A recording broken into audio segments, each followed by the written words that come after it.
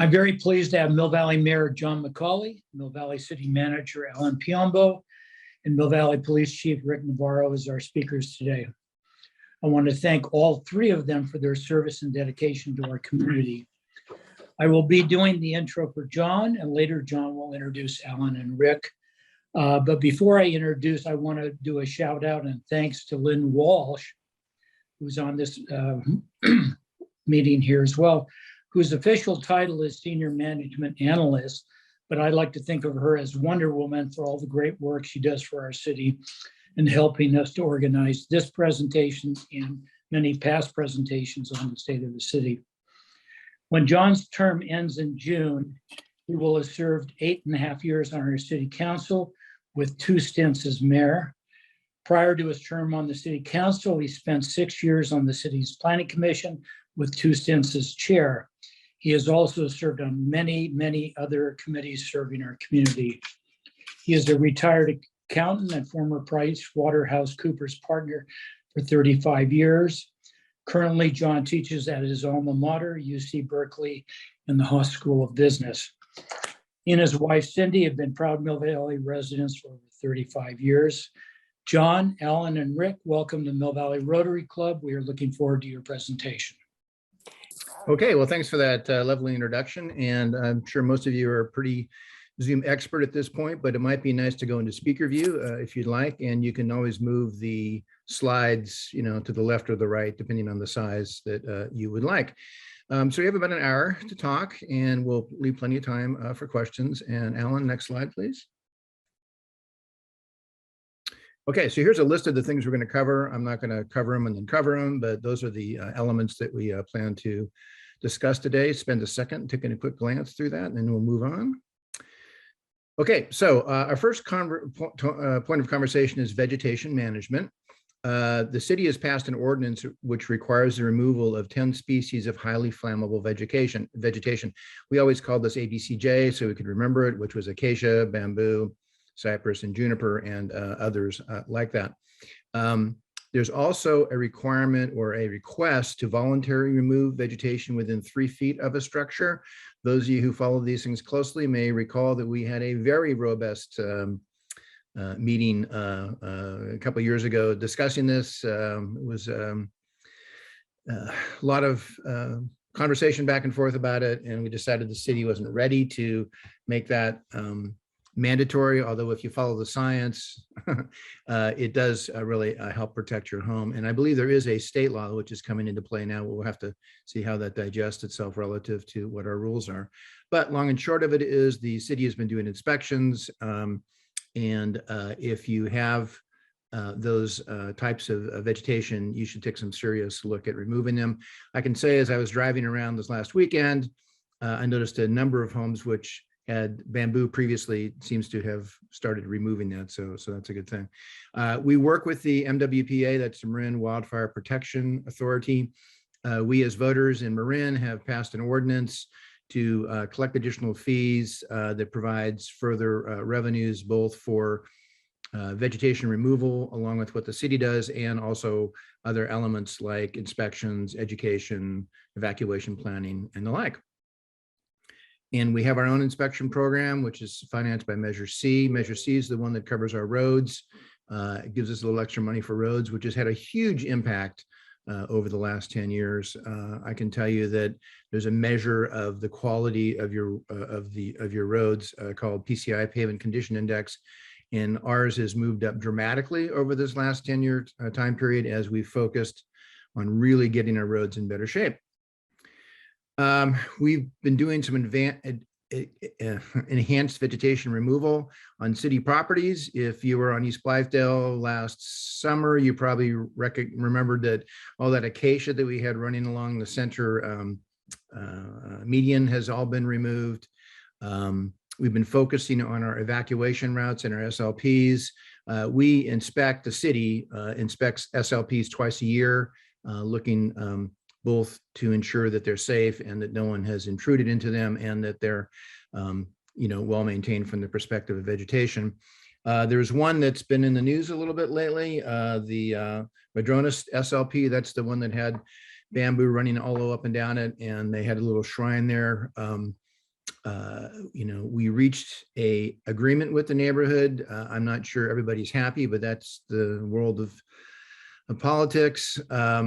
And we've allowed that a certain component of that vegetation remain, but most of it has been removed. It's a critical SLP, and if in the event of a fire, it would be essentially unusable. Would have been unusable because of the likely combustion of the bamboo. So those are all elements of vegetation management. I can tell you that as I walk around town, it's just extraordinary to me how much work we've seen mostly on private homes over the years. I mean, I can't on a given day not hear, one of those machines grinding up, vegetation on individual properties. So I think the city has got the religion, and we are making substantial progress. And of course, PG&E and the others are focused on the roads also. So associated with that is evacuation planning. That's something that's very near and dear to my heart. I was born and raised in Oakland. I see Dick Spotswood is on our call here. I believe when Dick was probably mayor, or certainly a city council member, was when the Oakland Hills fire started, and that brought a lot of the religion that we as a town have had with regards to focusing on evacuation, removing vegetation and the like. But we've really ramped things up over the last few years, and I just wanted to kind of tell you a few stories. The first you might be aware of is our long-range acoustic devices, our LRADs. I believe this idea came from the fire department originally. I know Jim was mayor at the time. And what the LRADs do is we had those old sirens that would go off once a month. And the LRAD is a much more sophisticated version of that effort. Basically, it is independent of the grid. It has its own power. It communicates by satellite.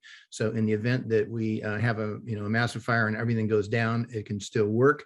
And it provides both a siren, the traditional siren, but it also has the ability to give instruction. So there are some pre-programmed ones, and our police and fire, police usually does evacuation, can actually get very specific and give instructions to neighborhoods like don't go there, go here, and the like. It's still a work in progress. I don't hear it too well at my house, and I'm sure the fire guys know that because I keep bugging them about it, but it is continuing to evolve, and we just added a couple more LRADs recently. It is now becoming more of a Southern Marin effort than just a Mill Valley effort, but just to be aware that that's a level of improvement. I believe Mill Valley was only the second city in California that started this LRAD program, just to give you a sense of how we try to stay on the cutting edge of safety. Another thing has been implemented is the high-low siren. It's a specific noise. You'll recognize it when you hear it. And if you ever hear that noise, it means get in your car and get the heck out of Dodge, right? That's another way that the city, and that's a state thing, is communicating with its citizens with regards to the need for evacuation. Some way more interesting stuff. A number of years ago, I asked Tom Walsh, our fire chief, he's now in charge of training, said, dude, how fast can we get people out of town if we needed to? And he goes, John, I don't know. We've never done it. How would I possibly know? And I thought, that's got to be a knowable thing. So we started looking around, looking at city planners, and we contacted FEMA, and we did all this stuff, and we couldn't find anybody who could answer that question. So out of desperation, I happen to know some people in the executive office at Google. I called them up, and after several years of prodding, we finally found some researchers who were interested in this question. So they did some groundbreaking research, pretty interesting. They studied two cities, ours and one other. And what they did is they identified the location, specifically geolocated every single house. And they ran a sim that basically said, all right, if everyone jumps in their cars and tries to leave at roughly the same time, what would happen? Certainly no one in the world knows the interaction between cars and roads better than Google. And, since they know the widths of all our streets and the literal exact nature of these things, they ran this program. The other city that they chose to do was Paradise. And they chose Paradise pre-fire and ran their sim and then compared it to the actual results to give them some comfort that this thing was working. It's been published in an academic paper. It's out there. And what came from that was some interesting information. First, they said, ooh, it's going to take a while. And they, on their own, decided, how can we make this better? And they formed an idea, which is called contraflow. And what it basically did was on East Blythedale from Camino Alto all the way out to the freeway, all lanes go out. And the idea is that will help cover the backload on Blythedale. They decided this on their own. And interestingly enough, it was something in our city's wheelhouse, something the city had considered doing, having learned that it substantially, well, it had a very significant improvement, over an hour reduction in downtown traffic. If you can imagine the city on fire and you can clear it an hour faster, that's a pretty big deal. So as a result of that, the city got much more serious about this idea and went out and purchased a little trailer, and in the trailer has all the signage, everything is ready. It's all been pre-planned. So instead of like, running around like chickens with our heads cut off on the day of the event, it's all set to go. And we will likely drill that at some date in the future. That's a pretty intensive drill because it affects everything out to the freeway. So it's probably going to occur late at night so it doesn't screw up traffic, but we're going to work on that. So with that, we started really focusing on barriers to exit, because we were able to go down to the Google complex right before COVID hit and actually watch the sim run. And you can see all the little dots coming down and crunching around town and eventually clearing out. And it became clear that we needed to focus on our two main roads, right? So Blythedale and Miller. So on Miller, you may recall, if you follow council stuff, that years ago when we were redoing Miller, that beautiful project, 18 million bucks, 18 months, we have a lovely road now. At one point, to soften the traffic burden, a decision was made to allow cars to park on the area that's closer to downtown. Once you give something to somebody, it's really hard to take it back. And there was a lot of pushback with regards to the fact that going to a single lane and adding parking was very quieting to the neighborhood. And it was clear that our traffic loads didn't really support the need for two-lane road. All that stuff's true, no doubt about it. But there was, to me, a deep concern about the impact in the event of evacuation. Council had, frankly, one of its more heated meetings about this a few years back. And the council at the time took a pause, which is one thing I have to say, that Mill Valley has a long record of council members being thoughtful. And the conclusion was later reached to the model we have now, where we do allow parking, but it's only for employees, with the idea being that the employee is going to be the first to get out of Dodge when the LRAD says we're on fire. And there's no parking overnight and no parking on red flag days. So it was a good accommodation and kind of it balanced things. The deal was we had never made the effort to convert Miller from one lane to two lanes, right? I mean, where are the cones? Where are you going to put them? How's it going to work? So similar to the contraflow plan, we purchased another trailer, and it's all set up and ready to go. And in talking to our police chief, I said, look, we don't need to tell anybody we're going to do this drill, because it doesn't screw anything up. It just makes traffic go from one lane to two lanes. And as a result, about a month or two ago, the decision was made, let's just try it and not tell anybody, except the people who are parked there overnight. We let everyone who had a parking permit know that they were not allowed to park the next morning. And then basically the drill began. DPW was contacted with no advance notice, and within 10 minutes, they were already starting the process. It was good. A few things were learned. The city's, I keep saying the city's list needed of people who were allowed to park there needed to be refreshed and the like, but it was another good drill. And that was one where, if you were going down the road and all of a sudden it went from one lane to two lane, you went, cool, all right, great, So that was an example of us continuing to move the ball forward. There's another element of the contraflow strategy, which says that once you get on East Blythedale to Camino Alto, basically you're going to have the inbound lanes will become outbound lanes, the outbound lanes will become outbound lanes. And in addition, Hamilton, which, as you know, has got that one section where it's one way, would be converted to two-way to speed things up there. So that will be another area where we'll probably do it. We will do a drill. It won't be announced ahead of time, because most of that will not be about moving cars. It'll be about getting cones out so it can be done very quickly and then shut down quickly. There is no intention of bringing a lot of traffic through that neighborhood. That's why the that one section is not allowed to be passed through, but it would be another good practice for our police and our DPW people. So the last part about that is the best part. Al Piombo, go back. And that is the Blythedale idea. On East Blythedale, it became very clear to us that that is the major area for restricted traffic. And doing some math, we determined that it's about 250 cars between downtown at the OAC and the corner of Camino Alto. And the question was, how can we make those cars disappear, right? Because if those 250 cars are blocked, the people up in the hills can't get down, right? So the quicker you can move them forward, people can come down the hill and move forward closer to safety. So, we had this kind of epiphany that you got Bayfront Park sitting over there. Bayfront Park can hold over 1,000 cars, right? There's 250 on that section of land. So the question is, can we divert traffic off of East Blythedale over to Bayfront Park to allow people upstream to move downstream? Bayfront Park is completely safe. You could stay there for days if you needed to, right? The idea of this is that, when police with guns tell you to go, you're going to go, right? So it's not like there's a whole bunch of debate about this. You just follow the car in front of you. And we decided to do a drill on this topic. It was a pretty big deal. Local news picked it up. It involved a lot of volunteers because we wanted to let everyone know we were about to do it, so you didn't get stuck in this traffic if you didn't want to be there. We did learn a couple things. Number one, it is really easy to make a traffic jam. We do it all the time. So we had this big traffic jam that we created on East Blythedale. At exactly 9 o'clock, we freed the cars up, and it was shocking. I think it was 11 or 12 minutes between the last car downtown till it cleared, right? Very, very fast. So that,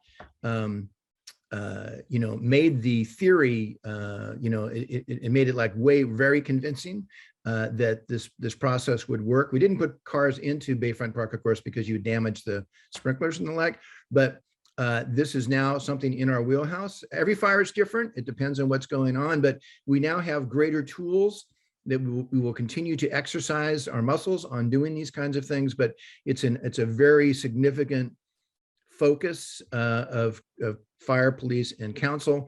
We're not aware of any other city in Marin or maybe in the state that's taking this much effort on this topic, but look, we're in a very high fire zone. We know that, and despite our arena allocation I'll get to in a minute, we have to be focused on these kinds of matters.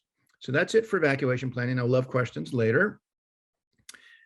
Okay, next up, affordable housing. I'm going to change your order around a little bit. So regional housing needs allocation, our arena. This comes down from ABAG, and they tell us the required number of homes that we need to plan for. It doesn't mean we build them, but we have to plan for them. We have to make sure there are no restrictions with regards to our zoning ordinances or the like that would preclude this building.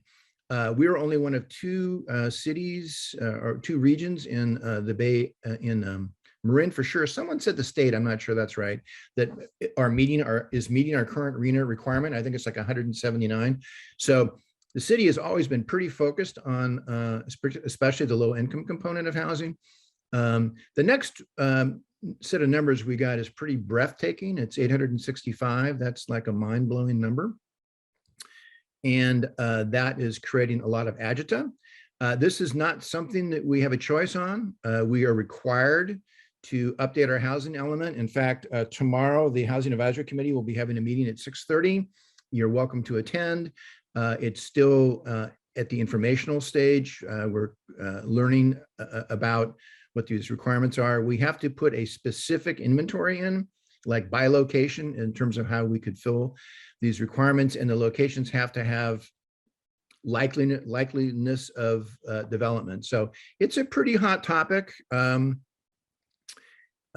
So that's where that stands. Within that, let's talk about affordable housing on city properties.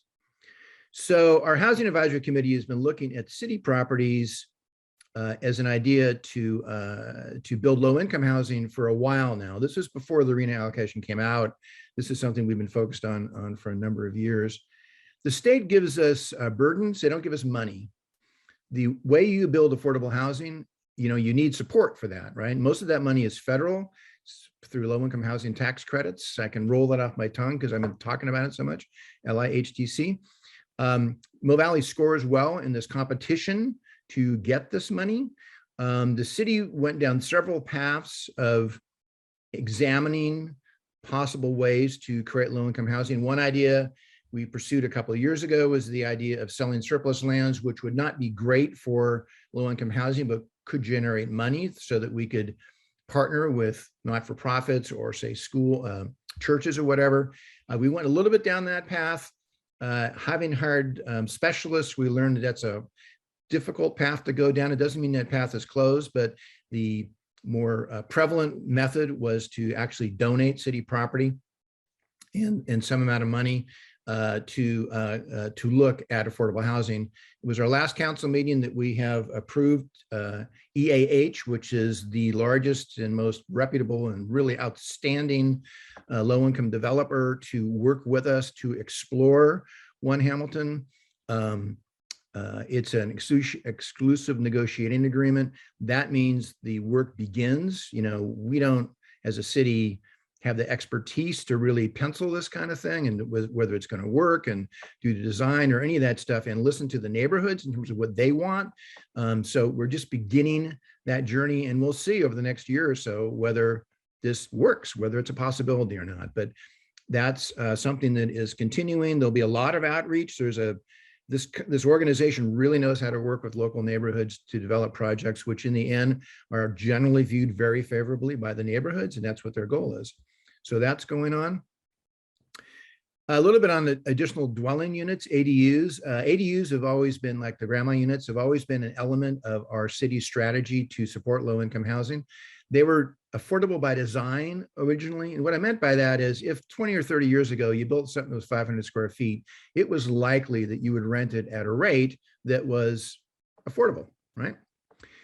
We went down this path. We were the only city in Marin that offered 500 bonus square feet above your FAR, your floor area ratio, the maximum amount of development you can put on a property. We were doing that for quite a while. And as time went on, I was in the planning commission, it became clear that you had, you know, some wealthier homes that were just looking for more square footage. So we continued to tighten up our ADU rules. And eventually we came to a conclusion that if we're given a bonus, we want certain things. We want it to be available to your elderly parents, to a caregiver for you if you're the elderly parent, to adult kids coming back from school, to au pairs, and to be rented at a low income level. We wrote a set of rules that followed all of that. We got it right up to the finish line. We were having our first reading, which was over a 1.5-year process. And then Anthony Weiner from San Francisco came in with a new set of rules and said, you know what? Anybody in the state of California can now add 800 square feet, not 500, but 800 square feet to any property, subject to very few specific rules. And you can't do anything about it if your neighbor does it. And that kind of blew up the direction we were heading. I make this point because there's these rules that are coming down from the state level that don't reflect who we are as a town, our specific conditions, right? We're in a high fire zone. I mean, you don't put density up in the hills. I mean, we're very, very focused on evacuation.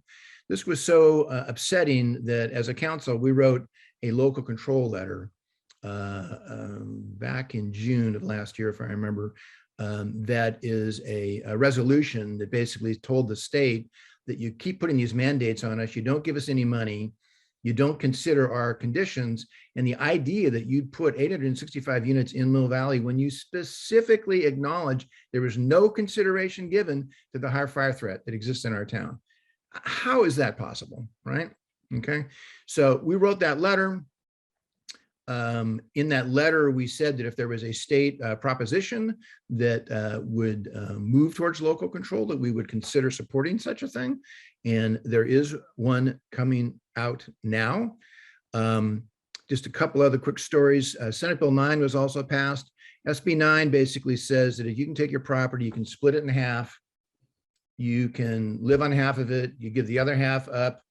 You can put 2 units on each half. So your neighbor's house next door to you can become a 4-plex and you can't do anything about it, right? That bill was written by our senator. Who's writing these rules? Our senators and our assembly members are writing these bills. Senator McGuire was the person in favor of that. Just be aware of it, right? I mean, I think he's kind of bulletproof for election, but that's the truth of it, okay?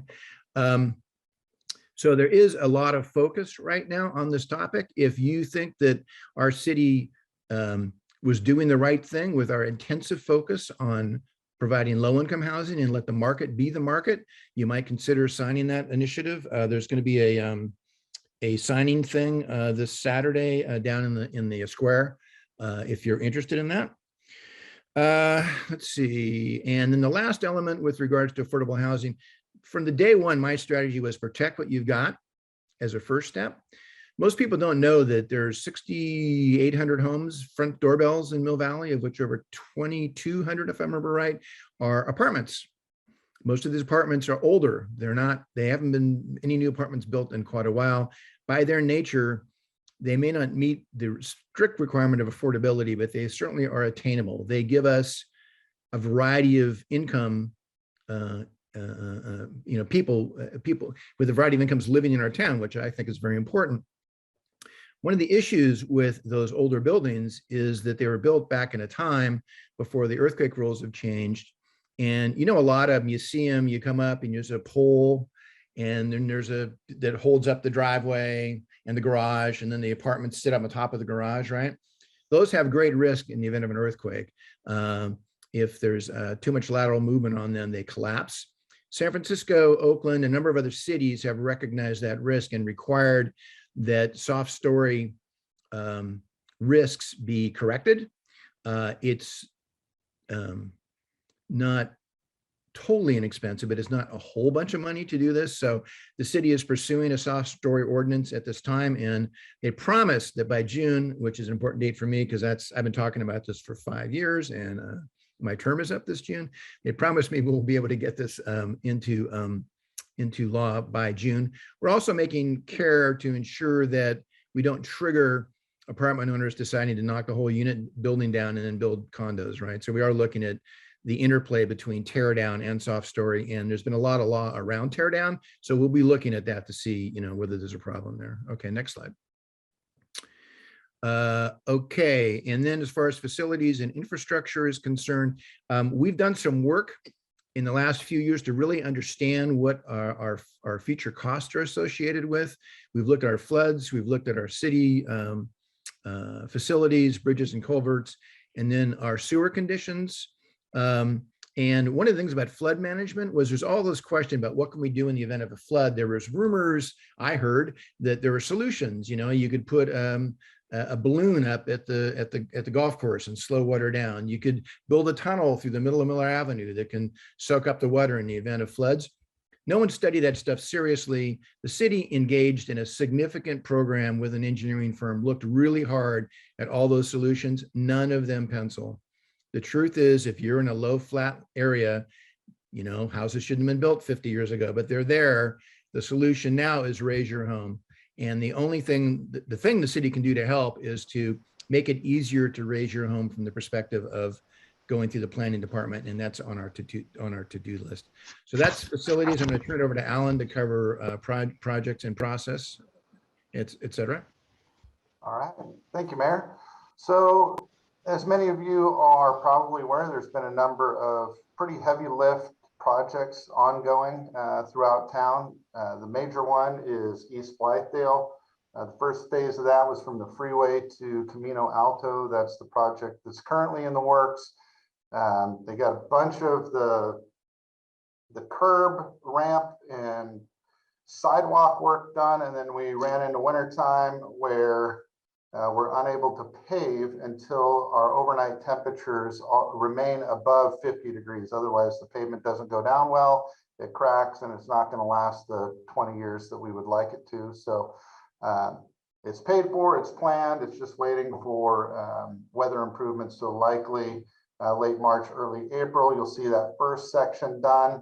As soon as that wraps up, we're looking at what we refer to as phases 2 and 3. That's the entire section between Camino Alto all the way into the downtown. That one's a little bit more significant because over the years, the roadways become crowned.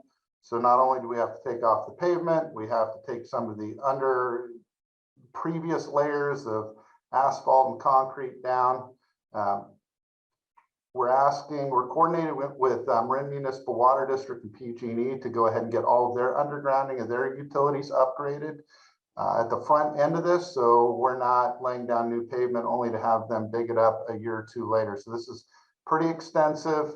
Once we have the bids in and a contractor on board for the big section, our Public Works Department will come back to council with a traffic management plan.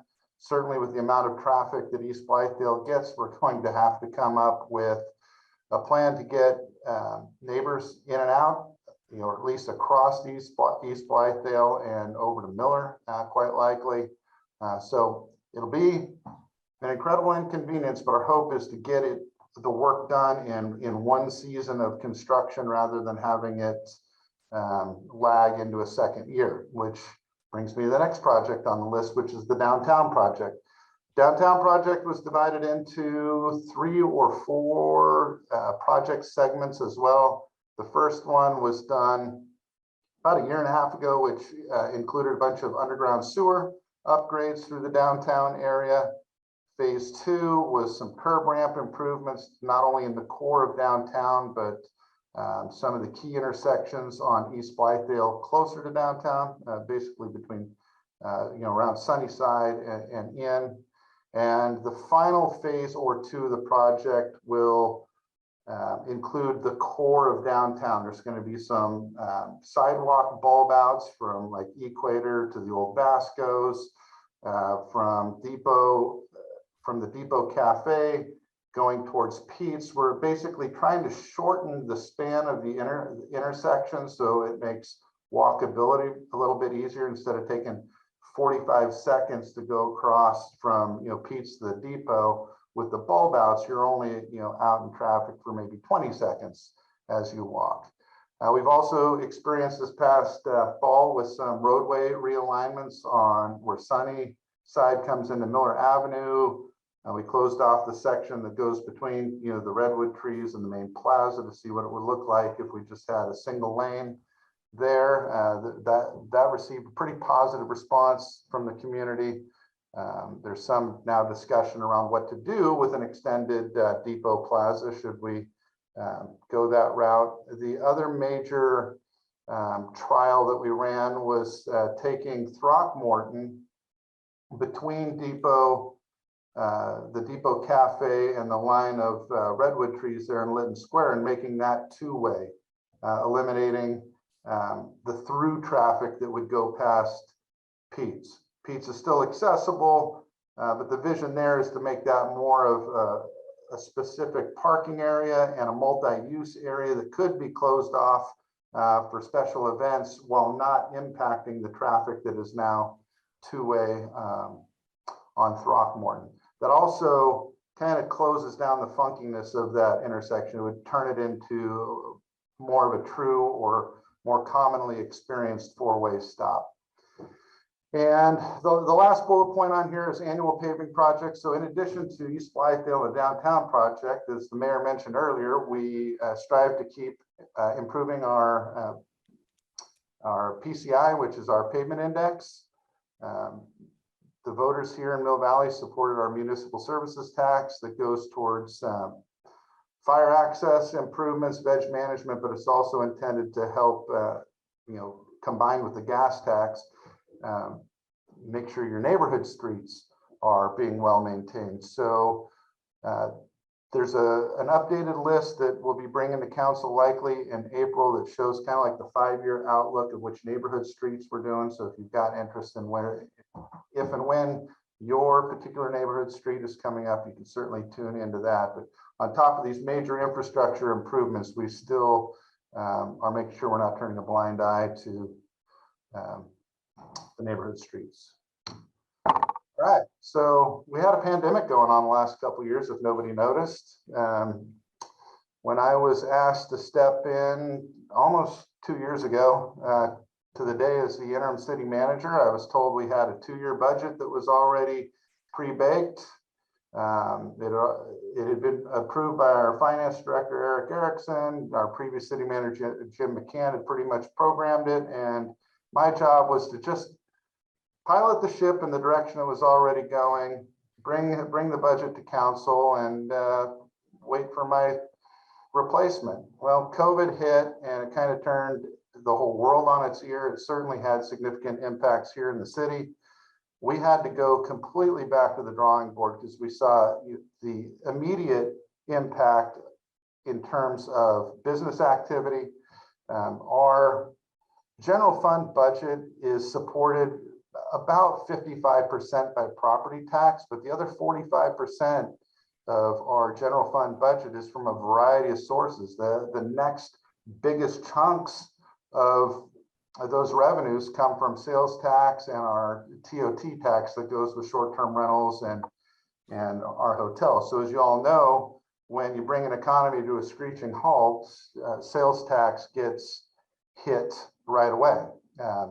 Everybody turned to online shopping, but the mechanism for returning online shopping sales tax to the city is a little bit different. The formula is different than it is if the actual activity occurs in your city.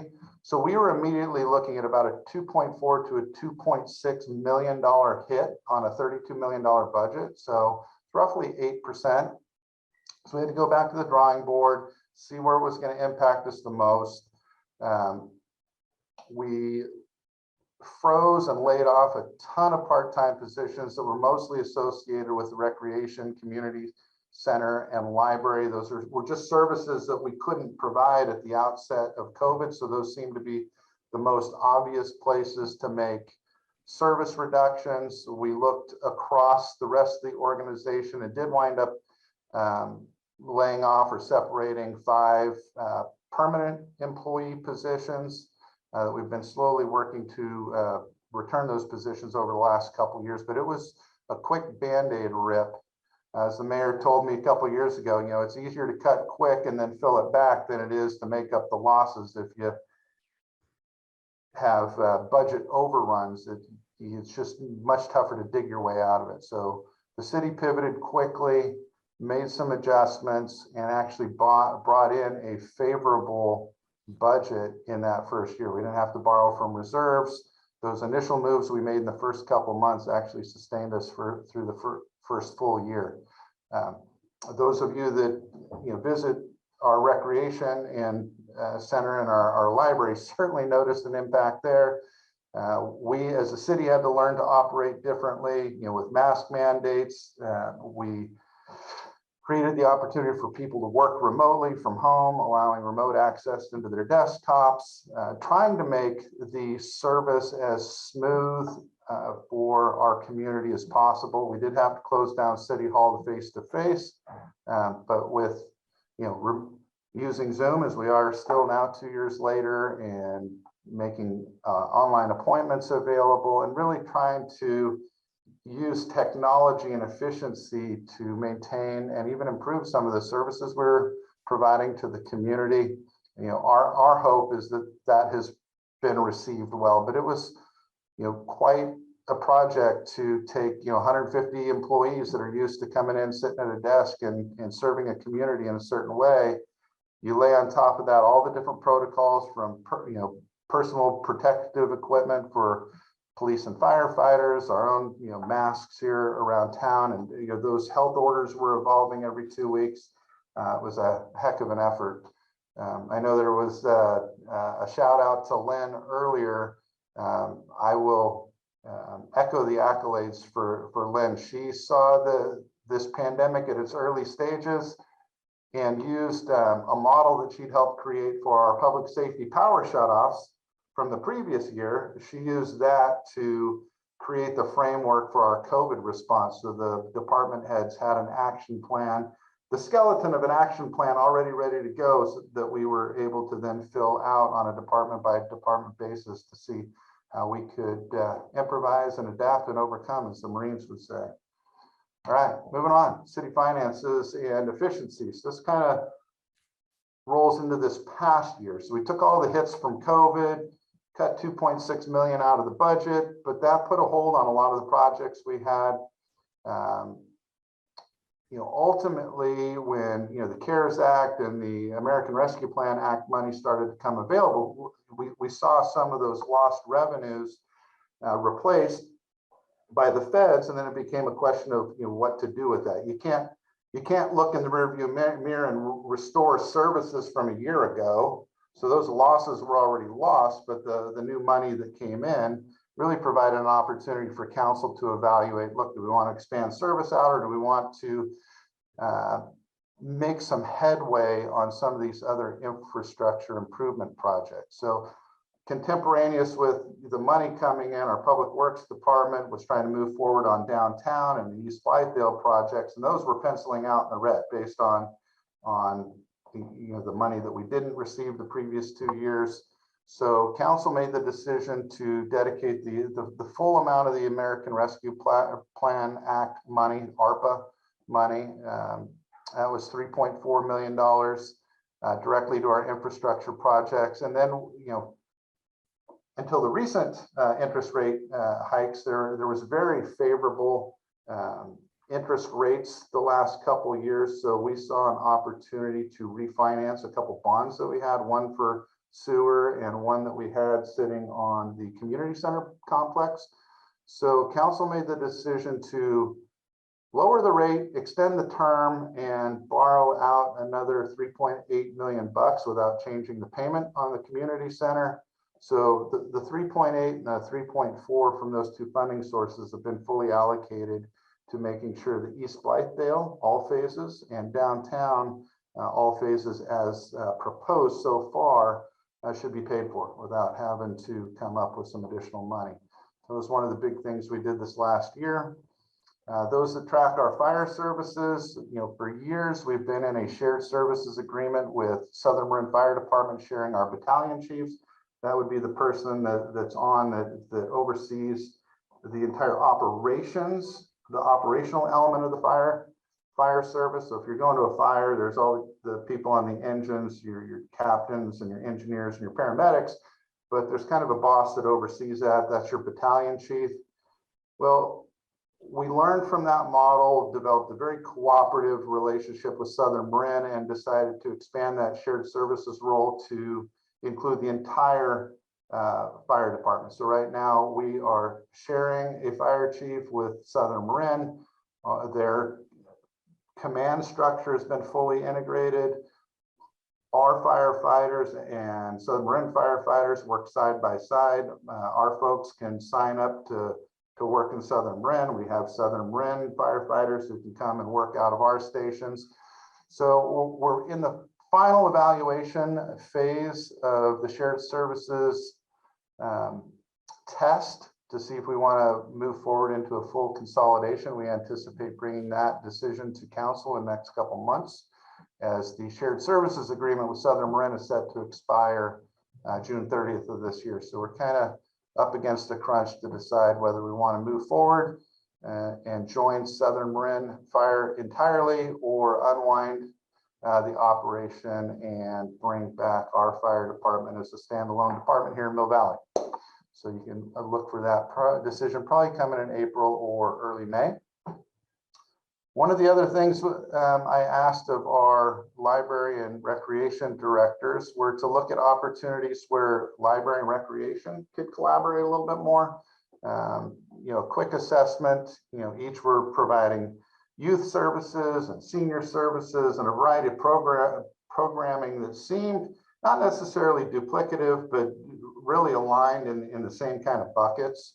So I challenged Sean and Angie to get together with their staff to look at ways where maybe some low-level free programming starts in the library and then builds into an elective fee-based thing along the same lines that could be carried out in recreation, sharing facilities, doing book readings down at the recreation center instead of just at the library. Certainly much of this has been inhibited by COVID, but the direction to them is to really be more cohesive and purposeful in terms of providing library and recreation services to our community. The rest in this section we should probably go through quickly because we're getting close on time. Yeah. Sure. I can go really fast there.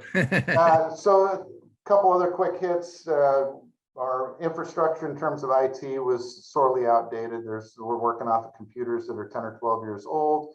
council authorized a $500,000 citywide project to upgrade all of our computer infrastructure. So we're in the middle of the works on that.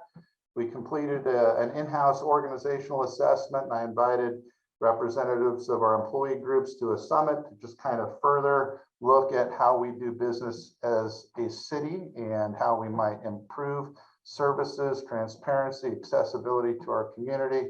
And most recently completed a compensation and classification study to ensure our council that we are attracting, recruiting, retaining the highest quality employees that we can afford. So moving on, along with COVID, shortly after COVID hit, the country reacted to the death of George Floyd, put a lot of emphasis on not only law enforcement, but more broadly, diversity, equity, and inclusion issues. Our council pivoted quickly, formed a DEI task force in the summer of 2020, let them move forward for about 5 or 6 months, completely independent. They came back to council with a list of 64, 65 different recommendations. Our council adopted, I believe, 40 or 42 of those that were truly actionable and fit the scope and scale of our city. And we turned that into an action plan or a work program in areas of police, affordable housing. You can see the list there. Some of our human resources, our hiring, our recruiting. Are we truly availing ourselves to folks from all socioeconomic and diverse backgrounds, and certainly the efforts on our arts and recreation and library. We created a work plan, formed a core team to just kind of develop our own internal capacity to continue this work into the future. And, you know, one of the most important pieces of it that was requested and certainly approved by council is the accountability and transparency piece. We do routine progress updates on our website. We have a tracking tool that shows our status of the 40 or 42 different items that council directed us. We have a web page, as you can see down on the bottom, millvalley.org/DEI, where you can go and follow. You can subscribe to an e-newsletter that Len puts out once a month that's informed by our department heads. So it's where you can go to get everything DEI related. Community engagement, wrapping it up here. These are just the various forms that we use to get information out to the community bi-weekly or every other Friday. We do an MV Connect e-newsletter. We've got, I think, 6,000 subscribers plus to that thing in the broader region. Our most recent one we put out last week had a 50 or 60% open rate, which is extraordinary for government. Len in our IT committee led the effort to implement a new city website. It's much more appealing and user-friendly. You can see the list of information there, just at a high level that's available. Each of the departments has its own web page with information specific to their department, and then certainly the various social media platforms, Twitter, Facebook, Instagram. We don't typically monitor Nextdoor, but the city will occasionally put articles that are just intended to be one-way information out onto Nextdoor. We have a YouTube channel and LinkedIn. So with that, moving on to our police chief who came on board February last year. With COVID, it's been hard to get a bunch of face-to-face in, but we have Police Chief Rick Navarro, who we stole from the Sheriff's Department here as he was getting ready to retire. So Rick, if you want to come on board, introduce yourself, just give a real quick overview of what the police department does and some of the things that you've been leading this last year, and then we'll wrap it up.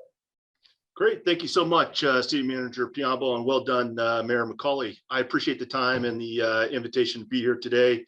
To introduce myself, as Alan stated, I came from the Sheriff's Office. I spent 31 years working at the Marin County Sheriff's Office.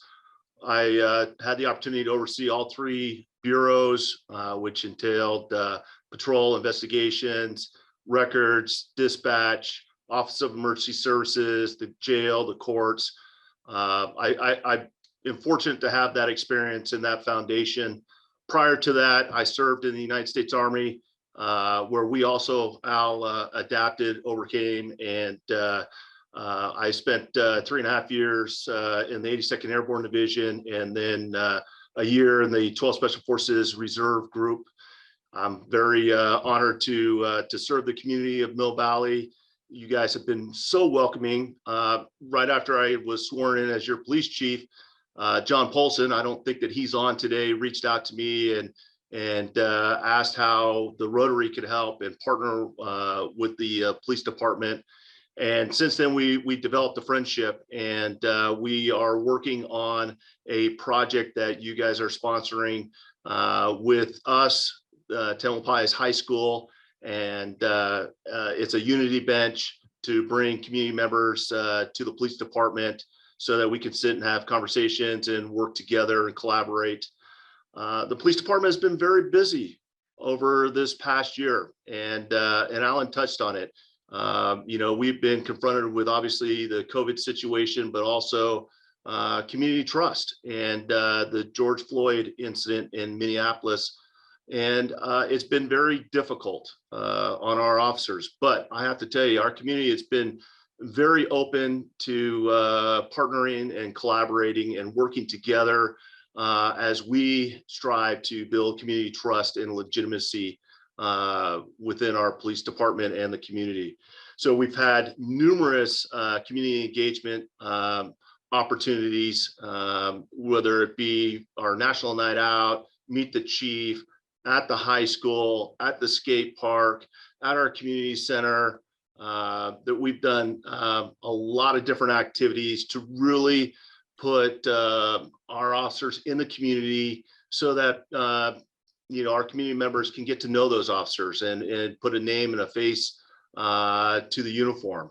And that's been great. I've received a lot of positive feedback from individuals when I get out and walk downtown or at the lumberyard or what have you. So I appreciate the positive feedback.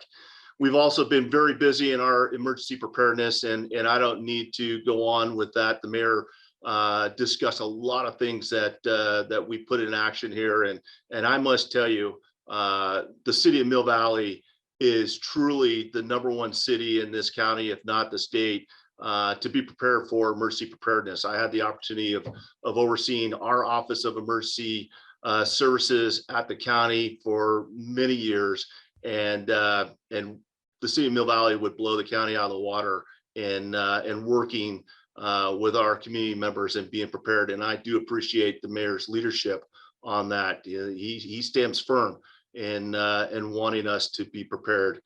We're also very collaborative with the MV Free, formerly known as the DEI Task Force. We've done a lot of work in our transparency and getting our information out to the community, whether it be on our website, our social media platforms, or, as I stated, our community engagement activities. And we continue to meet with community members, and that is going to be ongoing, and not just with the MV Free groups, but neighborhood groups and what have you. So as I stated at the beginning, I'm just absolutely honored to be your police chief. It has been a great year this past year, and I look forward to many more years working with our city government, our other department heads, our city council members, and hopefully our city manager for quite some time. So thank you. Okay, well, with that, we're happy to entertain any questions that anybody has. And a quick announcement I forgot to make at the beginning. We also work really closely with the Chamber, and Chamber today made a very exciting announcement. On May 7th, there's going to be a music festival down at Friends Field, and the headliner is Ben Harper. If you guys don't know Ben Harper, he's a very internationally recognized musician, and his style of music is friendly to all ages. It will likely sell out. The Chamber's done made a huge amount of effort to make sure that the event is carbon neutral and is very careful from the perspective of traffic. They've set up parking places, areas around the community so that most people will be bused to the site. But look for that if you're interested in that event. So with that, what questions can we answer?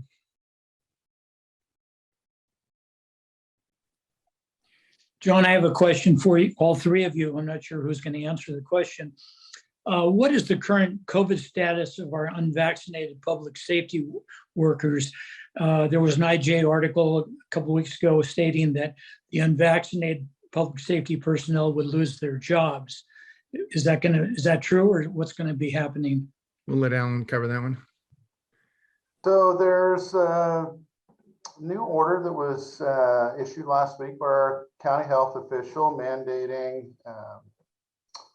full COVID vaccination for public safety and those working in the medical field. So that would cover paramedics, people in the hospitals, et cetera, so that it also includes our frontline folks.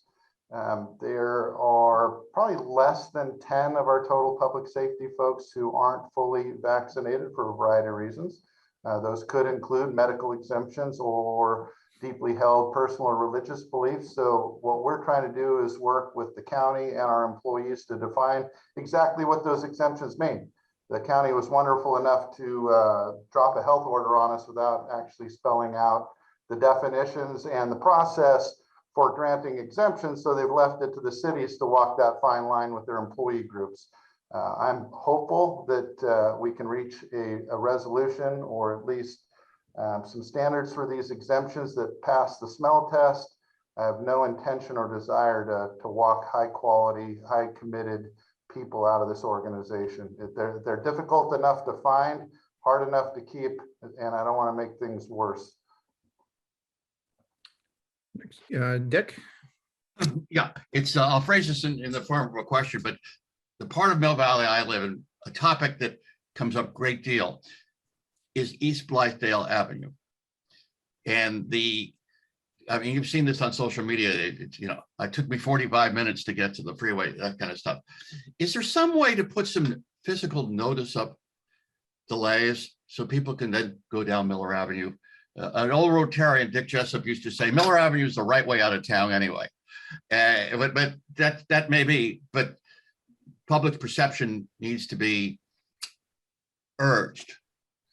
And A couple of things. Is there a way to do that in a way that kind of gives the courtesy to the motorist that this is a mistake if you go forward? It's a good question, Dick. One thing you can do is you can pull up your Google Maps when you start your trip in the morning, or you can just assume that East Blythedale is going to be lousy. As you know, I've been working on this Blythedale traffic problem my whole time on council. We made some significant improvements up by the freeway because that's where all the magic happens in terms of the big backups, right? And through some cooperation with Kate Sears back at the time and Caltrans, they granted us just a terrific thing where they added an extra lane to that on-ramp up there, which should help with east-west traffic so that the people on the Redwood frontage road can get to the freeway quicker, and that should free up. I'm deep into this. It could free up the east-west traffic in the Tiburon. We got that thing started. It looked to me like there could be some more fine tuning of the traffic signals, and then COVID hit and everything is completely changed now. Right now, 11 a.m. is way busier than 9 a.m. because people go out for midday, trips and the like. So clearly things are going to have to settle down again. I will also acknowledge that last summer, we had some contractors down there that were doing those ramps. I mentioned this at the last council meeting, doing those ramps down there around around Camino Alto, those in the stoplights and stuff. Those guys took freaking forever, in my opinion, and they were rude in terms of when they were blocking the road. And I can tell you that the city was well aware of that, and DPW with Andy, he was all over that group to try and get them to move things quicker. It's only going to be worse when we do the Blythedale reconstruction. That's a huge project. It's going to be bad. There's no doubt about it. Now, the last time that we did it, when we did some improvements, there was a lot of signage and people kind of got the understanding that maybe Miller's the best way to go. And it kind of worked out. So, we're hopeful that that will be the case. I'll tell you that money which came down from the federal government, there was no way we could have afforded to do this Blythedale project in one fell swoop. So it's just really, while it's going to be miserable, it is really terrific that our other main artery will be now done, because Miller and Blythedale will be done, hopefully by the end of the summer. So I kind of talking in circles, but I think everyone recognizes it's a very, very, very, very difficult problem. And I think once COVID patterns settle, there is likelihood that the freeway element can be improved. And that's what creates the really large back up all the way to Park School. Yeah, the only thing I'd add to that, Mayor, is I certainly welcome the feedback and input and expectation as far as the city's responsibility in an infrastructure project. I would also push back and say that each of you as community members and your neighbors can help with traffic by making different choices about how you do business. When you decide to leave the house, how many trips you make, how many, whether you got a cook, a maid, a nanny, a yoga instructor, and a landscaper all in different cars showing up to your house. That's 5 or 6 more cars coming into Mill Valley at 8 o'clock in the morning and 5 or 6 more leaving for one household. So not get too preachy, but we will be, we do have a couple of council members interested in refreshing our daily car count and trying to analyze the types of vehicles coming into town and who's driving that traffic. Because it's not just 6 or 14,000 folks that live here. It's the other 20,000 that come in to service this community on a daily basis. I see Ken Brooks has his hand up. Yes, on the we'll stay on the topic of parking and traffic. And as many in the club know, I'm currently the site manager at the Mill Valley Lumberyard, and I work directly for Matt and Jan Matthews. And I speak for them when I say that they are very concerned about the fact that both sides of the lumberyard on Miller are a very convenient speed area for people. There's no private houses there. You've got the protection of Presidio. And with the advent of these motorized bicycles now, it's just it really has been an ongoing issue. And I've spoken several times directly to police about signage, ways to mitigate that. And I'm always told that's a DPW thing. That's the police enforce. DPW decides what goes on. So we're a private business that could afford to pay for some signage or signage like that. So I'm asking you three, is there something after this meeting that can be done to kind of mitigate speeding on that particular strip? So a lot of those bikes actually are sold by one of your vendors down there, and I've seen a lot of kids running around with. Yeah, that's an added factor, but I'm mostly concerned about the cars. No, I'm concerned about both, and and one idea I had was, and I've offered this, is to have the old bridge, which was the way you used to get on and off the parking lot, or on and off the lumberyard on outbound Miller, which is currently not used at all, would be a great place to have to reincarnate Officer Johnson there. Probably just a few days in any given week should do the trick. I think once people suspected that there was somebody there. So anyway, or to have or what's the law on whether or not we could put a electronic sign up there saying your speed is so and so. So Ken, when it comes to traffic, there's actually what's commonly known as the 3 E's, and it's engineering, education, and enforcement. And enforcement is usually the last of and probably the least effective.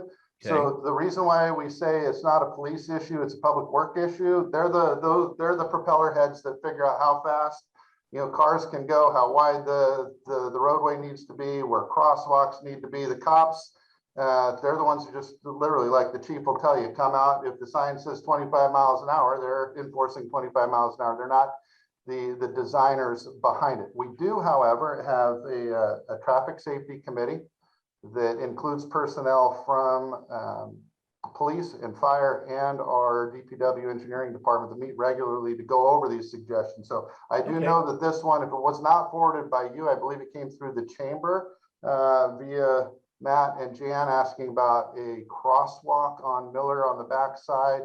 That is, under review by the traffic safety committee. But what may seem obvious and doable to a lay person is not necessarily what is common or allowable when it comes to Caltrans and common traffic engineering. So there's a little bit of tension, but we do evaluate it, all of them, and our responsibility to you is at least get back with an answer. And yeah, the crosswalk is a much heavier lift than what I'm kind of suggesting here. I mean, I think that I'm all right. So we'll gladly take this one offline. I just refer to Andy or Rick, and we'll take that'd be it great. to the traffic safety committee. Okay, thank you. That's great. John Herzog has had a question for a while too. Yeah, this is, I guess, for Chief Navarro. Has the license plate reader at the entrance to Tiburon helped their crime problem very much? Because property crime is rampant everywhere, not just in Mill Valley, but it is in Mill Valley too. Would the license plate reader at the entrances help? That's a great question. And the meat of the answer is it really hasn't helped out much. And I've talked to the police chief at Tiburon to discuss this issue with him. And he said over the past year, they haven't solved any residential burglaries or other type of thefts as a result of the ALPR system that's at their city. Part of the reason why is some of these criminals are, they're not stupid. They're going to go out, they're going to steal a license plate, at the local shopping center or from, some other residential neighborhood before they go into the area that they are going to burglarize and put that license plate on their car. I do know that there's a lot of false hits on the ALPR system where it comes up that a lost or stolen license plate has just gone through the system. And it turns out that, someone reported their license plate stolen and forgot to let DMV know that it's been located, or they got a new license plate and there's no correlation between the reporting party and Department of Motor Vehicles that that new plate is on their vehicle. There is a push, with certain communities to put those items out there. I just don't want, that's not my decision to get into an Orwellian society where, Big Brother is watching every entrance and egress. And so, that's not for me to decide, but I could tell you affirmatively, based on my conversation with Tiburon, that there hasn't been a large solving of criminal cases as a result. Thank you. Donald, this is one, I'll just add my 2 cents as a former chief as well. Community members, reach out to the police department and, hey, what can you guys do to solve the increase in crime? And what I do is, part of this is education and pushing back. What can you as community members do to help reduce crime? Observe and report suspicious behavior in your neighborhood. Make sure that you're monitoring what our state legislature is doing when they go and raise bails or lower punishments on crime. This last 4 or 5 years, I can tell you the number of law changes that have been implemented are very favorable to the criminal and start to handcuff the police. So not my soapbox, but just think about the things around that create the element and the opportunity. As much as you equally think about what the police can do to solve the problem, why don't we think about solving the problem before it becomes a problem? So my 2 cents. Just to add to that, one of the things is that Alan is stating is that the people that reside in that neighborhood know that neighborhood. They know when something is suspicious. They know when a car is out of place. They know when someone is wandering up and down the street that they've never seen before. Might stick out. We don't want to bias by proxy, but if you see something suspicious, report something suspicious. Other questions? Lee, you have a question? Yes, I want a clarification. I want to compliment Mayor McCauley on his work on the evacuation, even though I live on the very far side of town where I'm not going to be trying to go down Blythedale, but that was great work. The point of clarification I wanted, you mentioned parking in Bayfront, and that's parking for who in the case of you have to do the contraflow? Yeah, just to make it clear, what would happen would be first we would implement counterflow, which means all lanes are moving out, right? And that should speed up traffic. But as traffic begins to delay and back up, the option we would have is have people go right on the corner of East Blythedale and Camino Alto, the old Girapoli, as I call it, go down to Sycamore and go left and go past the middle school and past the SASM plant. And then they would park physically inside of Bayfront Park, and they would be held there.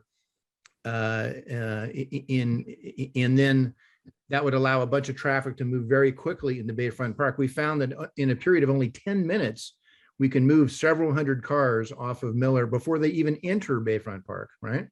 So you would move back and forth. It's kind of like going to the grocery store and opening up new checkout lanes when things get backed up. So that's the idea. Give you someplace else to go.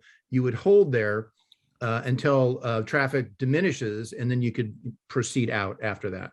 Where would these cars go? You pass the middle school and Sassam, and then they drive down the bike path, or how? No, they cross the bike path and then they enter Bayfront Park, enter the grass, the park on the grass of Bayfront Park and the dog park.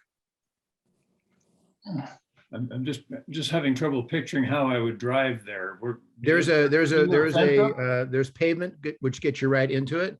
And one of the things we're doing now is physically improving that process a little bit because there are fences around there. Yes. And the idea would be you could quickly pull up a fence because you know that the posts are designed for removal. So that inside baseball work is going on. And I should also note that the same thing is happening at Miller High School.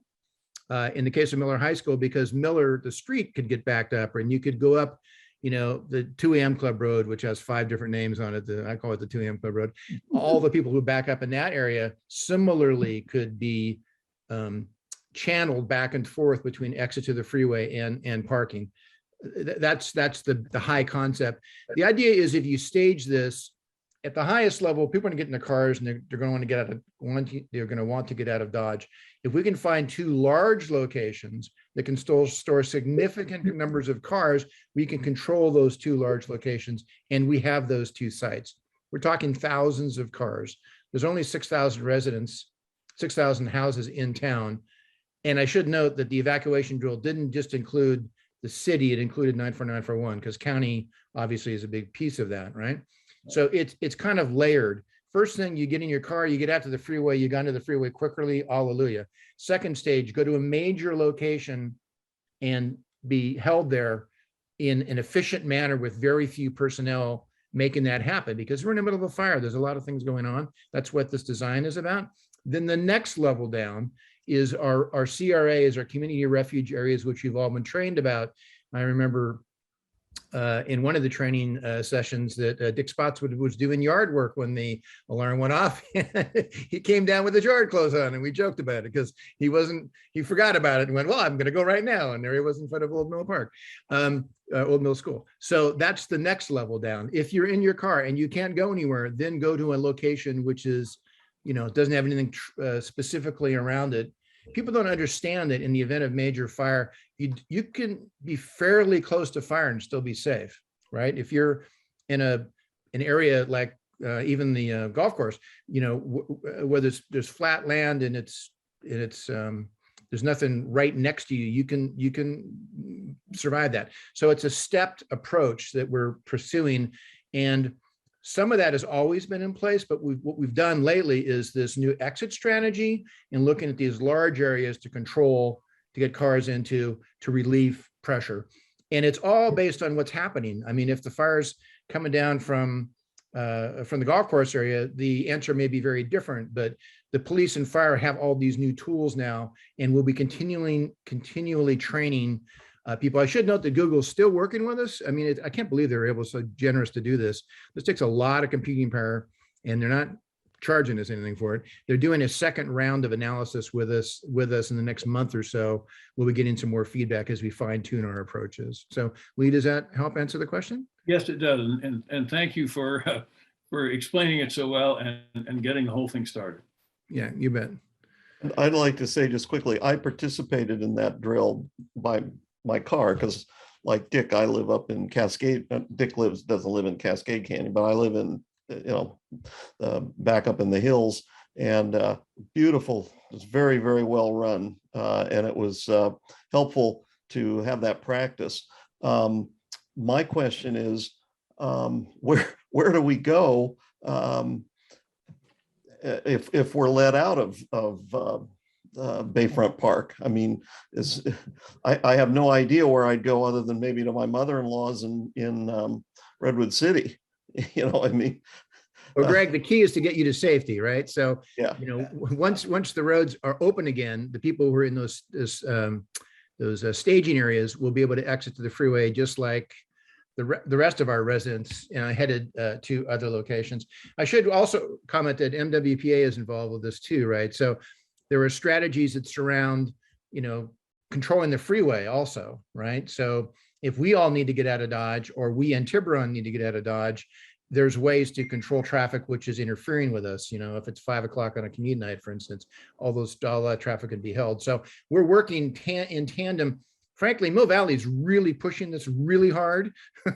And as a result of that, and because of Rick's work with the various other police departments, because evacuation is a police process, we're talking to Tiburon and we're talking to the CHP and the like, driving this question, and doing it in advance so that we've fully thought out based on our specific geography, what we can do to save lives. Because this is about lives, right? I mean, first off, go in one car and don't go in your most expensive car, go in your SUV, that makes a big difference. That's common sense, but the data actually showed us that it's significant. So those are all things that we're continuing to work on.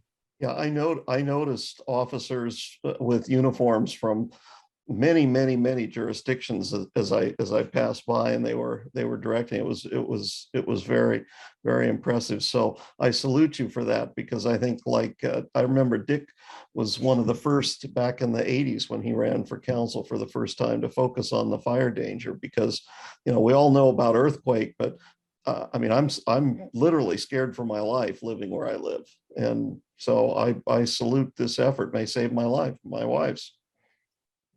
Well, thanks for that. It was shocking to all of us how fast it exceeded our expectations. We had I think it was $80,000. We had a drone that we borrowed from the county. This thing had its own landing strip. This drone was unbelievable. And it was cruising up and down. We were in the control center and we could look at things as they were happening. And quite interestingly, if I pulled my phone up and looked at Google Maps, I'm doing a Google plug here, and looked at the red on Google Maps, it was completely accurate. They're monitoring phones. That's how they do that. And it was surprisingly accurate. So in the event of a fire, pull your phone out, right? And just see what it looks like as you do your evacuation planning. It's real-time information. So. Does anybody have any more questions? Well, I'd like to thank the three of you so much for taking the time to speak for our club today. Thank you for, even though it was your request, I was actually hoping that we would be able to record this session, because I think it has information that's so important for the residents of Mill Valley in the city and outside of course. And so thank you. Thank you for all the information you provide, and to your colleagues as well. All the work that you do together to make sure that our city is on track and safe. We truly appreciate it.